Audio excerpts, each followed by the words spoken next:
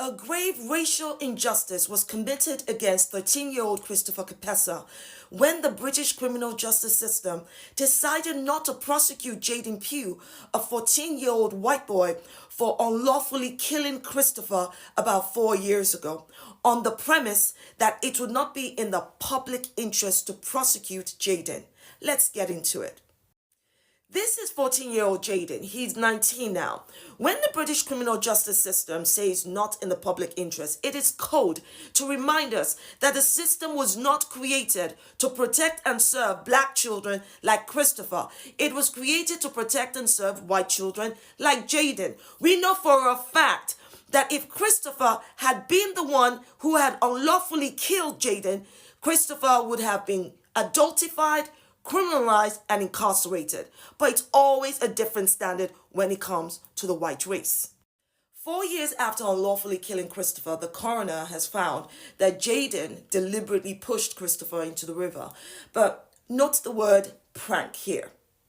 The Crown Prosecution Service, the CPS, claims that race played no part in its decision-making, and that even though it confirmed it had grounds to bring charges of manslaughter against Jaden, they just decided that it would not be in the public interest to do so. Where have we seen this before? Christopher's mother was right to accuse South Wales Police and the CPS of institutional racism, and that a different standard was being applied when it came to the death and getting justice for the death of her son. But the word prank is doing a lot of heavy lifting here. The coroner referred to it as a dangerous prank.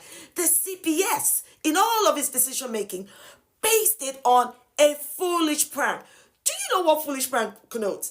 It's basically saying, oh my God, children will be children. It's so awful that this poor child died, but let's think of the white child. Prank is the litmus test to absolve white children of criminal behavior against black and ethnic minority children. It's nothing new, especially against black kids. It dates way back to the transatlantic slavery era, to the colonial era. We have seen it before. It's a white supremacist ideology mindset in which the criminal behavior of white children is reduced to, oh my goodness, it's just a foolish prank. While if it had been a black child that committed the same crime, they would have been adultified and treated as a criminal. Christopher's mother fought for justice. She sought a judicial review on the CPS's decision not to prosecute. It went to the High Court, and the High Court upheld the CPS's decision not to prosecute. In fact, these are the considerations they said they factored in when deciding the CPS was right. Let's look at it. The first one, the age of the suspect. So that's the age of Jaden, but not the age of the victim, Christopher. That there was a lack of premeditation. Jaden was not being accused of murder. It was of a lawful killing. Don't tell me that people cannot be prosecuted for killing simply because they did not premeditate it. That makes no sense. And then the lack of previous convictions or cautions.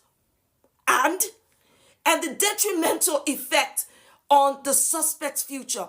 Not the permanent effect that Christopher will have no future, but let's think about Jaden's prospects in the future. And they added, and the unlikely nature of repeat offending. And you know this because he's unlikely to repeat because he's white. Do you know that these considerations will only make sense at the point of sentencing a perpetrator for the crime they've committed, but not at the point of whether or not to prosecute him? How is that lawful? How is that fair? How is that just? This is basically the British criminal justice system saying to Christopher's family, Christopher's life does not matter. Jaden Pugh's life matters more than Christopher's life. Christopher's mother has suffered. The British criminal justice system did not only fail Christopher, it failed his mother and his entire family. She has been put through a vicious cycle of going through his unlawful killing every single day because the British criminal justice system denies him justice. That is a grave racial injustice. Institutional racism cannot be untrained. It has to be eradicated.